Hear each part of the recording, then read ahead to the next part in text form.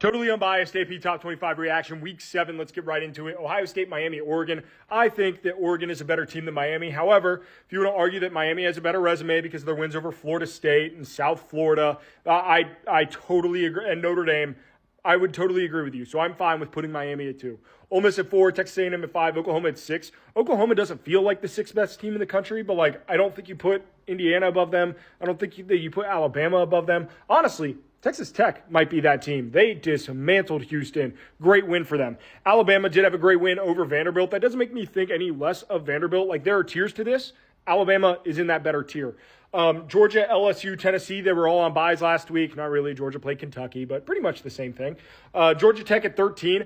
I still cannot get that win against Wake Forest out of my head where they just barely scrape by. I would put Missouri over them, and I'd probably put Michigan above them. If Michigan ever learned how to actually use Bryce Underwood, it is like having a toddler drive a Ferrari. It's insane. It's coaching malpractice. I don't understand why they do not let Bryce Underwood actually play football because it's disgusting to watch. Shame on Michigan. Notre Dame at 16.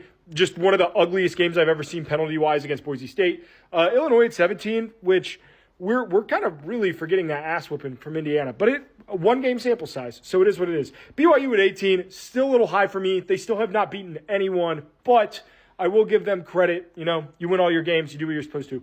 Virginia at 19, overtime win against Louisville. I was high on Louisville, so that's a great win for Virginia. Chandler Morris looks absolutely incredible. Vanderbilt, Diego Pavia, tough game, is what it is. He played well. Arizona State at 21, I like Iowa State. I think we need to have a real tough conversation about Iowa State because I was high on Iowa State, and they got beat by Cincinnati. They kind of gave up that game, and now their wins are against Iowa and Kansas State, and it's that doesn't look as good as it used to.